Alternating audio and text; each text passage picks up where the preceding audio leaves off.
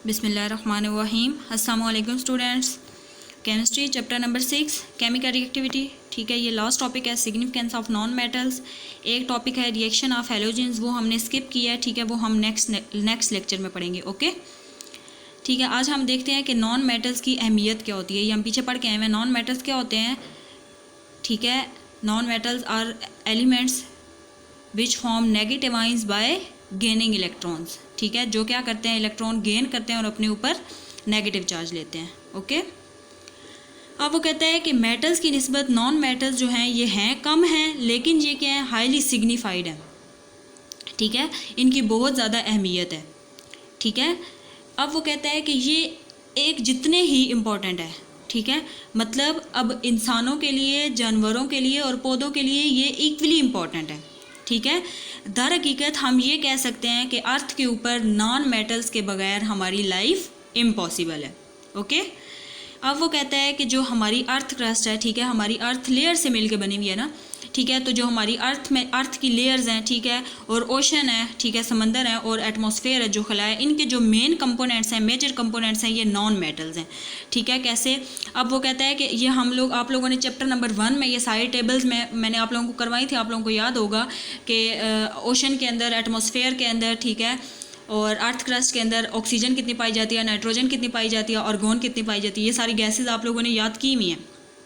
ठीक है, तो अब वो कहता है कि ऑक्सीजन की जो है हाईएस्ट परसेंटेज किस में, अर्थ क्रस्ट में। ठीक है, कितनी, 47%, और ओशन में कितनी परसेंट पाया जाता है ऑक्सीजन, 86%। ठीक है, और जो है नाइट्रोजन है वो एटमॉस्फेयर में कितनी पाई जाती है, 21%। ये तीनों मेजर कंपोनेंट्स हैं। ठीक है, अर्थ क्रस्ट के, ओशन के और एटमॉस्फेयर के।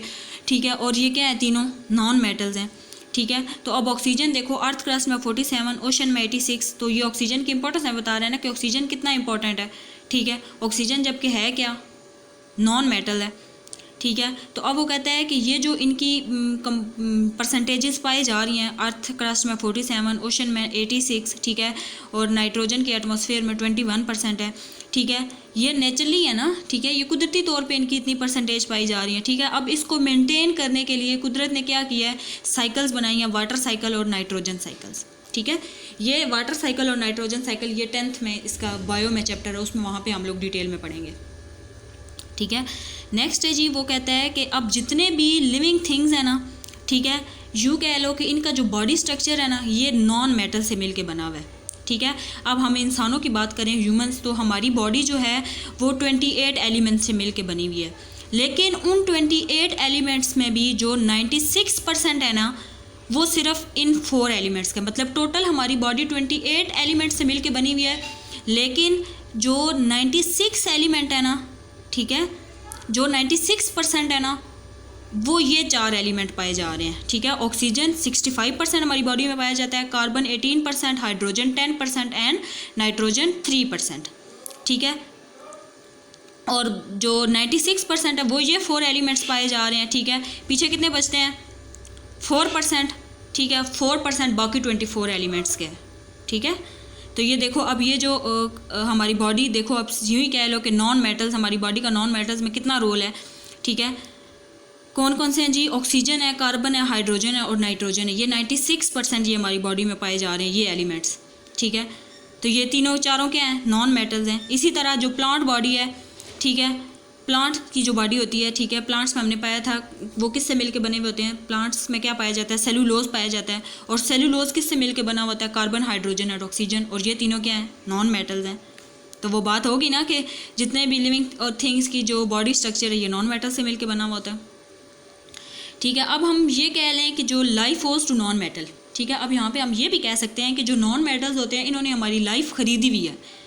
ठीक है, एज जैसा कि without oxygen and carbon dioxide, ठीक है, हम यूँ कह लेना कि नॉन मेटल्स ने हमारी लाइफ खरीद ली है। ठीक है, जैसा कि कार्बन डाइऑक्साइड और ऑक्सीजन के बगैर लाइफ इम्पॉसिबल है। ठीक है, ऑक्सीजन और कार्बन डाइऑक्साइड, हम अगर वजूद में रहना चाहते हैं, ज़िंदा रहना चाहते हैं, तो ऑक्सीजन और कार्बन डाइऑक्साइड बहुत ज़रूरी है हमारे लिए, और ये दोनों क्या है, नॉन मेटल्स हैं। तो नॉन मेटल्स की अहमियत का आप लोगों को पता चल रहा है ना, स्टेप बाय स्टेप। ठीक, नेक्स्ट वो कहता है कि ऑल ईटेबल, जितनी भी खाने की चीज़ें हैं, ठीक है, जिनमें क्या क्या पाया जाता है, carbohydrates, protein, fats, vitamin, water, milk etcetera. ठीक है। ये अब हमारी ग्रोथ और डेवलपमेंट के लिए ज़रूरी है ना, तो ये सारी किससे मिलके बनी हुई हैं? नॉन मेटल से। कौन कौन से नॉन मेटल से? Carbon, hydrogen and oxygen.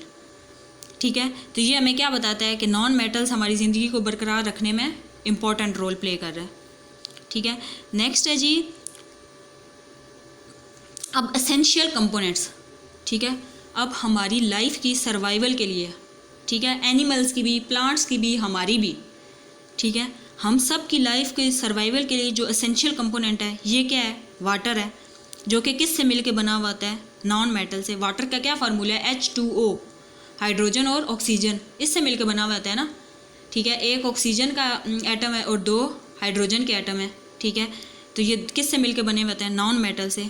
ठीक है, अब सिर्फ ये ही नहीं कि वाटर हमारी बॉडी में भी पाया जाता है। ठीक है, अब यही नहीं कि सिर्फ ये हमारी बॉडी में ही पाया जाता है, बल्कि पीने के लिए भी तो हम पानी पे डिपेंड कर रहे हैं ना। ठीक है, हम पानी पिए, ठीक है, हम सर्वाइव कर सकते हैं कुछ दिनों के लिए बगैर पानी पिए, लेकिन एक लंबा अरसा नहीं कर सकते, डेथ हो जाती है जब तक पानी नहीं मिलेगा तो। ठीक है, तो अब वाटर क्या है? नॉन मेटल्स है। तो ठीक है, इस पे हमारा देखो कितना ज़्यादा मतलब यूँ कह लो कि हमारी ज़िंदगी डिपेंड ही पानी पे कर रही है, पानी के बगैर हम लोग मर जाएं। ठीक है,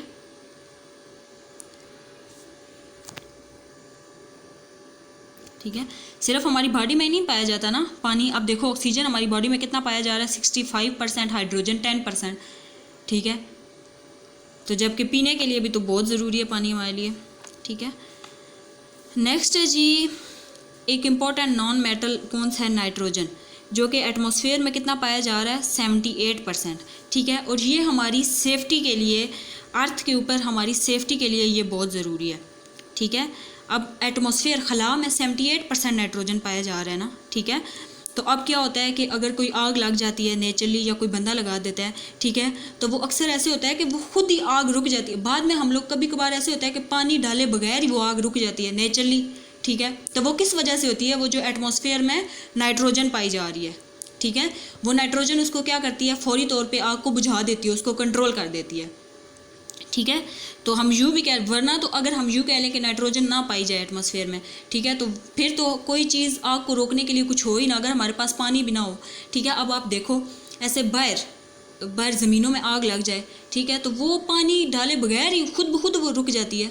वो क्यों रुक जाती है? क्योंकि एटमॉस्फेयर में खला में नाइट्रोजन प्रेजेंट है, वो नाइट्रोजन उसको कंट्रोल कर लेती है। ठीक है, अगर नाइट्रोजन ना हो एटमॉस्फेयर में तो वो तो एक लम्हे में सारा कुछ जला दे।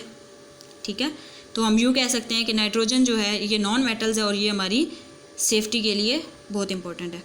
इसी तरह वो कहते हैं कि नॉन मेटल्स जो होते हैं एक इम्पॉर्टेंट रोल करते हैं इन कम्युनिकेशन।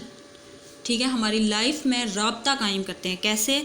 अब वो कहते हैं जितने भी फॉसिल फ्यूल्स हैं, ठीक है, कौन कौन से, जैसा कि कोयला हो गया, पेट्रोलियम हो गया, ठीक है, पेट्रोल गैसेस वगैरह, ये कार्बन और हाइड्रोजन से मिलके बने हुए, नॉन मेटल से मिलके बने हुए ना ये फॉसिल फ्यूल्स, और ये हमारी ज़िंदगी में राब्ता कायम करते हैं। राब्ता कैसे कायम करते हैं? ठीक है, अब देखो ज़रा, जैसे हम लोग करते हैं जी, अब गाड़ियों के अंदर पेट्रोल डलता है, गैसेस वगैरह डलती हैं, ठीक है, CNG कंपाउंड नेचुरल गैस जो होती है, ये गाड़ियों वगैरह में डलती है, तो हम लोग एक जगह से दूसरी जगह जाते हैं। ठीक है, तो ये हमारा राब्ता कायम किए हुए ना। इसी तरह कोयला वगैरह जो होता है, ठीक है, कोयल इज़ अ नेचुरल गैस, कोयला से बनी हुई होती है ना कोयला जो होता है। ठीक है, तो ये क्या, ये उनमें यूज़ होती है, वो जो होती हैं ट्रेन रेलगाड़ियाँ, ठीक है, उनमें यूज़ होती है, तो वो भी लोगों को एक जगह से दूसरी जगह लेके जा रहे होते हैं। तो ठीक है, नॉन मेटल्स ने हमारी ज़िंदगी में क्या किया हुआ है? एसेंशियल रोल किस में किया हुआ है? कम्युनिकेशन के अंदर। ठीक है, नेक्स्ट वो कहता है कि नॉन मेटल्स जो होता है हमें बहुत सारे तरीक़ों से प्रोटेक्ट करता है, बचाता है। कैसे? ठीक है, क्लॉथ्स, कपड़े जो हम पहनते हैं, ठीक है, ये किस से मिलके बना होता है? सेलुलोज से मिलके बने हुए होते हैं, नेचुरल फाइबर और पॉलीमर, सिंथेटिक फाइबर्स। ठीक है, नेचुरल फाइबर्स या सिंथेटिक फाइबर्स, ये पीछे हम लोग लेक्चर में पढ़ा था कि जो है मतलब फाइबर्स क्या होते हैं, मतलब कपड़े होते हैं ना, तो ये कौन से सिंथेटिक फाइबर्स या नेचुरल फाइबर्स जो कुदरती तौर पे मतलब हमें हासिल होते हैं, जैसा कि वूल हो गया, कॉटन हो गया, सिल्क हो गया। ठीक है, तो ये हम लोग नेचुरली हम लोग इनको हासिल करते हैं ना। ठीक है, तो ये फिर आगे इनके कपड़े बनते हैं जो हमारे पहनने में इस्तेमाल होते हैं। तो ठीक है, ये भी हमें नॉन मेटल्स की देखो कितनी बड़ी है इसका रोल है। अच्छा जी, वो कहता है इन तमाम ये जो हमने इसकी कैरेक्टरिस्टिक्स पढ़ी हैं, इनके अलावा हमारी डेली यूज़ में अब देखते हैं क्या क्या, जैसा कि अब जो प्लास्टिक का फर्नीचर होता है, जैसे प्लास्टिक की चेयर्स वगैरह होगी, ठीक है, लकड़ी का जो फर्नीचर होता है, इसी तरह प्लास्टिक शीट्स वगैरह जो होती हैं, ठीक है, प्लास्टिक के जो पाइप्स होते हैं, ठीक है, यूटेंसिल्स बर्तन वगैरह, ये सारे नॉन मेटालिक एलिमेंट्स से मिलकर बने हुए होते हैं। इवन के जो अब पेस्टिसाइड्स हैं, इंसेक्टिसाइड्स हैं, फंगिसाइड्स हैं, जर्मिसाइड्स हैं। पेस्टिसाइड्स क्या होता है? टू किल द पेस्ट, ठीक है। इंसेक्टिसाइड इंसेक्ट्स को किल करना, फंगिसाइड फंगस वगैरह को किल करना, जर्मिसाइड जो जर्म्स वगैरह होते हैं इनको किल करना, ठीक है। इन सब को किल करने के लिए जो हम मेजर कॉन्स्टिट्यूएंट्स, जो हम चीज़, इन सब को किल करने के लिए अब कोई स्प्रे वगैरह यूज़ करते हैं ना, तो उनमें सबसे ज़्यादा किसकी क्या पाया जाता है?